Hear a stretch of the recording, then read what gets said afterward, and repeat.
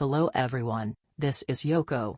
On this channel, I feel that information about what is happening in China is often not correctly conveyed to countries other than China, so I will be disseminating the information I have gathered in English. I'm getting information from multiple media, so I'd be happy if you could comment on the content of the video. Also, my native language is not English, so I use an AI speaker to create the voice to convey the information correctly. If you like it, please subscribe to the channel and support us. This time, I will consider the problem of the worsening unemployment rate in China. China's Bureau of Statistics has said it will stop publishing young people's unemployment rate. Young people are defined as 16 to 24 years old. The latest unemployment rate was announced in June at 21.3%. This is the worst number ever. Some say the actual numbers are even worse. One article pointed out that the unemployment rate among young people may have reached 46.5%. You say this has something to do with how China collects statistics. In China, there are quite a few people who do nothing at home without looking for a job. Such people are not included in the number of unemployed.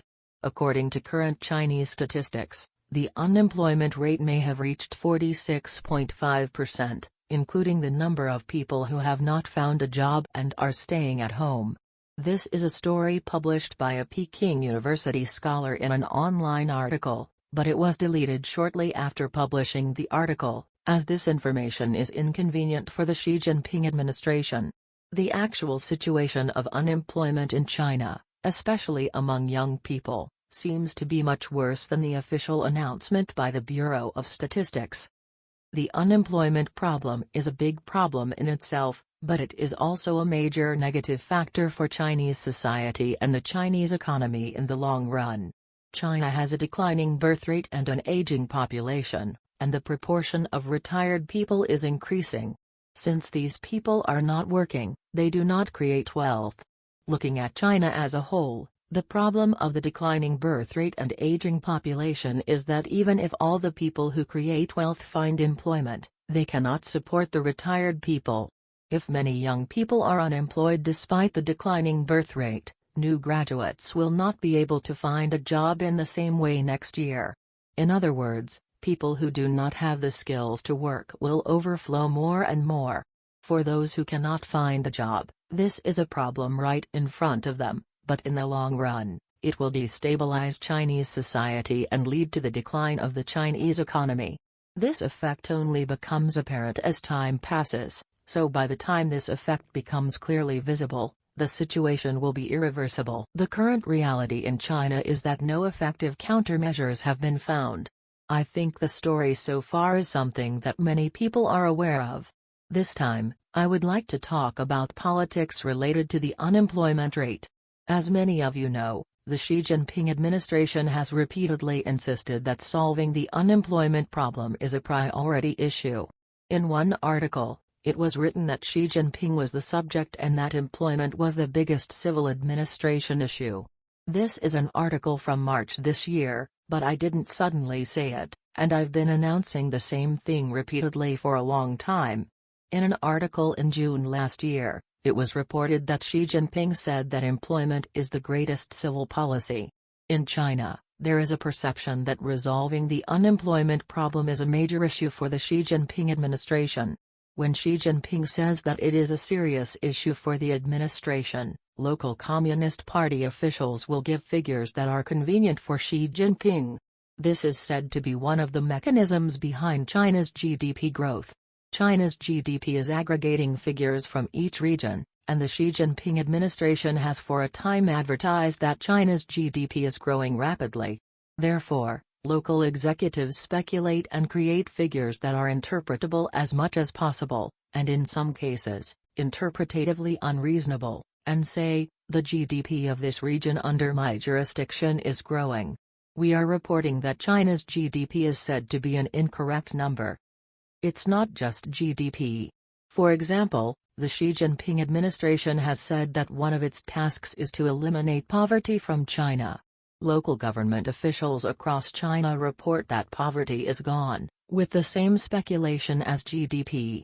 I am trying to eliminate poverty from the area under my jurisdiction in a very unreasonable way. Sometimes they twist the definition of poverty and report that poverty no longer exists in their jurisdiction. As a result, poverty has disappeared in China, but in reality there is poverty, so political considerations are being given to it. Since the Xi Jinping administration has indicated a policy to eliminate poverty from China, local officials give consideration to producing figures that match the policy and to receive high evaluations. Politically, there is no poverty in China as a result of what has been done locally. Going back to the beginning, the Xi Jinping administration has said that solving the unemployment problem is the biggest challenge for civil administration. Despite what I've said many times, the unemployment rate has hit an all-time high this year. In the past, when the Xi Jinping administration said that GDP should be increased, the number of people who said it had increased would come up. But not this time. The unemployment rate is saying no, but the numbers coming up from rural areas are getting worse. It is possible that there is a feeling within the Communist Party that there is nothing that can be done about criticizing Xi Jinping. One reason is that the unemployment problem among young people is affecting people inside the Communist Party. If the above speculation by the Peking University scholar is correct, half of the young people will not be able to find a job, so there is a possibility that the family members of the Communist Party members will not be able to find a job. And it is possible that more and more Communist Party members believe that pandering to the Xi Jinping administration and reporting figures that are far from the truth will not bring much merit. The unemployment problem is considered to be a major issue for the Xi Jinping administration. But if Xi Jinping does not produce any results in resolving the unemployment problem, Xi Jinping's face will be ruined. Perhaps there are more people inside the Communist Party who think that it would be more interesting if Xi Jinping's face was destroyed. As I have said before, the Communist Party is not a monolith. In China, I don't think there are many people who join the Communist Party because they resonate with the Communist Party's ideals and ideas. I think that joining the Communist Party will bring great benefits. However, while Xi Jinping protects those close to him, he is destroying the Communist Party's interests that existed before Xi Jinping took control of the Communist Party. If dissatisfaction with Xi Jinping spreads within the Communist Party, people think that there is no merit in ignoring Xi Jinping, and they think that increasing criticism of Xi Jinping may give them a chance. There are also quite a lot. When it comes to the unemployment rate, there may be a move to report the real number without manipulating it. I think that the political meaning of the cancellation of the announcement of the unemployment rate this time is that the Xi Jinping administration will not be allowed to do anything that would damage its face. There is a lot of dissatisfaction with Xi Jinping within the Communist Party, and there are a lot of people who openly report figures that hurt Xi Jinping's face, and they say they can't cover up numbers about China's serious unemployment problem.